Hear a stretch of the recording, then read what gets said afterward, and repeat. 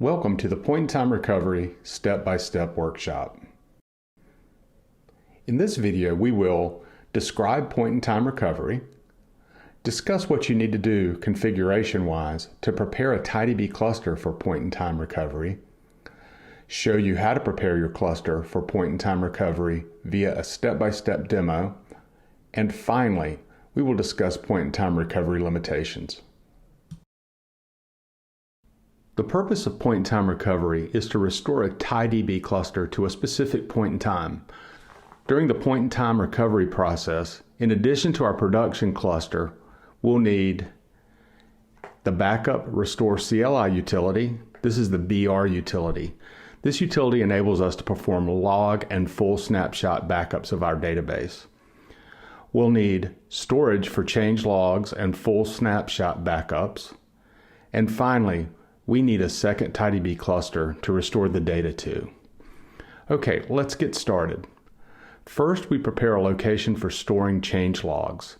In this demo, we will use AWS S3 buckets and start a log backup task using the BR CLI. Next, we prepare a second location for storing full snapshot backup data. A second AWS S3 bucket will work. We will start a full snapshot backup of our production cluster using the BR CLI utility. Our production TiDB cluster has full snapshot backup and is running a log backup task. It is ready for performing point-in-time recovery. To perform PITR, we first need to create an empty TiDB cluster into which we will restore our backups. This cluster is called the restore cluster. Finally, we run the BR CLI utility to restore data to the specified point in time, and the BR CLI utility will restore the data at that specified time point into the restore cluster. Once we complete this process, we can query the restore cluster. Before we wrap up this discussion, we need to discuss some set-in-stone rules. It's important to understand that we need a new TiDB cluster to restore data into.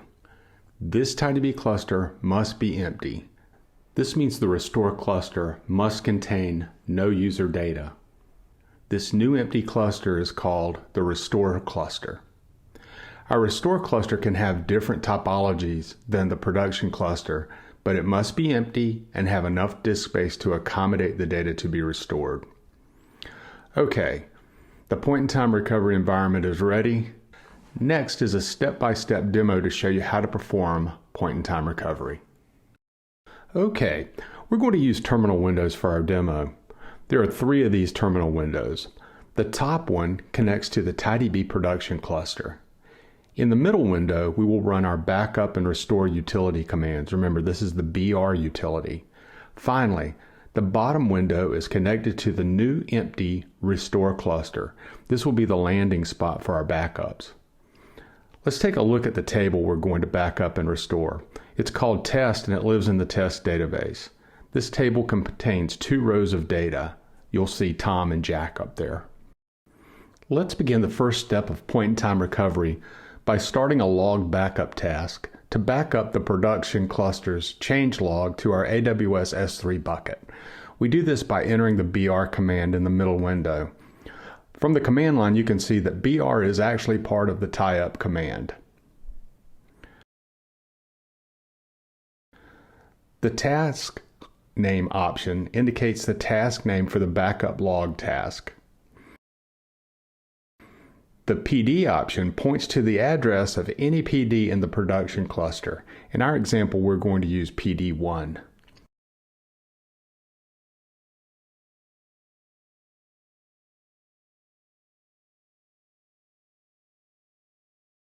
Finally, the storage option specifies the AWS bucket URL for changelog backup storage. You'll need to be aware of some important things. You need to make sure that both the BR utility and TiKV cluster of the production cluster have permission to access the specified AWS S3 bucket. Next, if you access the AWS S3 bucket using IAM roles, you need to set the BR option send credentials to TiKV equal to false. And finally, a TiDB cluster can only run one log backup task at a time. All right, let's review our options a little bit. We've set PD to our IP address for the PD. We've set storage to our S3 bucket. And finally, we've set this option for KV to false. So let's go ahead and run our command. We'll hit enter and we'll take a look at some output. You can see that we have find it log start success summary. So that means it worked. And the command is complete. The next thing we need to do is take a snapshot backup of the production cluster. Remember, this is the environment we are backing up. We will store the snapshot data in the AWS S3 bucket we mentioned previously. Before we do that though, let's check the status of our logs. So we're going to enter the br log status command. We're going to point it or assign the task name PITR for point in time recovery. Next, we're going to choose the PD that we're going to connect to. This will be the same one we've done before. I'm going to cut, paste it here. And this is of the production cluster. Type it in there, get the port right, and hit enter. And we can see from the output that the status is normal. The name is PITR. We can see the start, the end, where it's stored. That's pretty important log backup. The speed, and checkpoint. Now that we've checked the status, we can enter the next command. We're going to do this in the middle window here. Going to hit return a couple of times to give us some room to separate the output. And we're going to go tie up, backup recovery, backup, and then we will add full. We want a full backup and an option for the PD. We're going to connect to the same PD we were doing before, and this is in our production cluster. Get the address correct and then add the port number. Next, we're going to use our storage option to point it to our S3 bucket. And this is going to be a URL to the S3 bucket where we want to store the full backup. Okay. And finally, we say send. This is the option that we have to set if we're using IAM roles. Send credentials to TiKV, and we're going to set that to false. It's to false. There we go.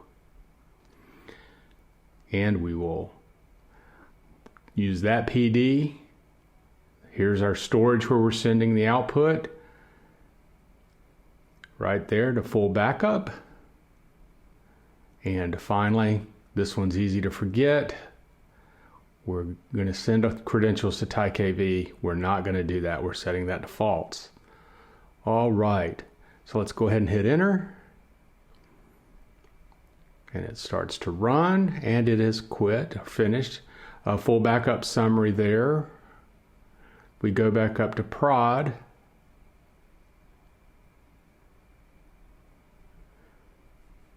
And we will say insert. We're going to insert into test. We're going to insert a value. We're going to get the point in time recovery here going. So 3 and Frank. So we'll have Tom, Jack, and Frank. Now we want to get a timestamp for that last insert. So we're going to issue a select with the now function. And you may want to write this down if you were doing this for real. So what we're going to do is we're going to change this. We're going to insert a 4th row. And instead of Frank, it's going to be 4 and Tony. Just for fun, let's go ahead and query that table and make sure that there are 4 rows in it. So select star from test and hit enter. And there they are. Tom, Jack, Frank, and Tony are there. The next thing we're going to do is keep in mind the timestamp up there from the first one. And then we are going to run that query again.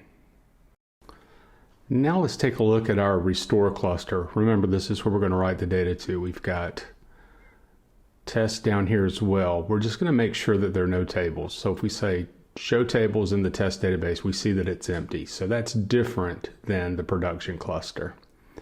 We scroll down a little bit, and we're going to issue another command. This is another BR command. Remember, BR is part of tie up. And we're going to issue a restore point command. So we're going to use a few options here to get this going. With first PD. Now this PD goes to the new restore cluster. So this will be PD1 on the restore cluster. And you make sure that it has enough space before you try to do this restore. If you don't have enough space, it'll fail. Notice the port number is the exact same. The next option, storage. This should start looking familiar to you after a while. And so these are where we stored the backup logs from the run on the production cluster. Remember, production cluster is the source, so source and destination type thing. And here we go. We've got our log backup and full, another option, full backup. Whoops, backup. And then it's going to be storage. So this is another storage location, our second storage location. Once again, going to be an S3 bucket. So if you remember back earlier when we were running the backup commands, these are the buckets that we use there. This is where we place the data. And then finally, our favorite, since we're using IAM, send credentials to TiKV equals, can you guess what it's going to be? Whoops, false. There we go. And we will add another option, restored TS. This is going to be the timestamp that we pulled from earlier. Notice it's in quotes. We're better off to go up there and copy it and then paste it so that you don't have a typo. And then we're going to give it an offset. So we had the PD, that's the restore cluster. We have storage, full backup storage. And then we have our favorite option where we have to set this to false. And then a new one, restore timestamp, and we pulled it from the output up here. So we should be ready to give it a shot. So let's go. We did add an offset, but let's go. So we'll run this and we can see that it's running. And the length of time that it runs will depend on how big a set of data you're using. We had a really small set, so we can see the restore log success summary. That means it worked. We go over to our restore cluster and we're going to say show tables again, and hopefully, there you go. See, we see our new table, show table and test. The next thing we're going to do is to select star to see exactly, well, first we're going to get from spelled right.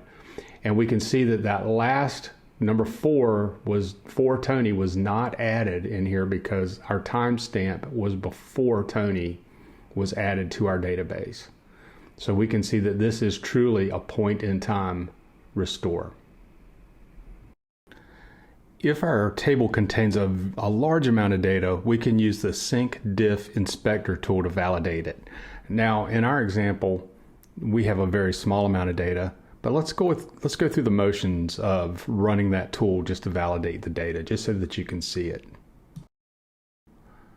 So we run this on the restore cluster. We'll type it in on the lower command line. So sync diff inspector. Then we give it some options. There's a config. And, there's where the file's located. And there we go. And it's saying has been generated. You can view the comparison details through, and then there's a log file. So we're going to open it with VI just to take a look. and there we go. So it gives us a pretty short output, and it looks like it worked. Well, it didn't look like it worked, it did work.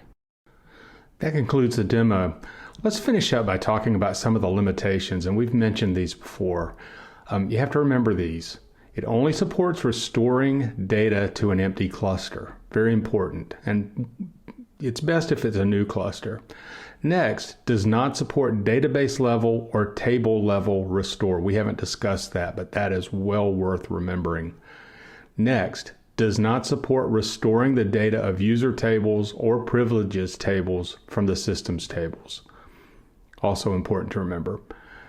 Does not support running multiple backup tasks on a cluster at the same time. Think of that as running simultaneous backup tasks on a cluster. And finally, cannot run a log backup task or use TiCDC to replicate data to a downstream cluster. You can't do that while this is all running. So we hope you enjoyed the video, and thank you for taking your time to watch it. If you want to learn more, scan this barcode and then you can get access to more PingCAP training and certification resources.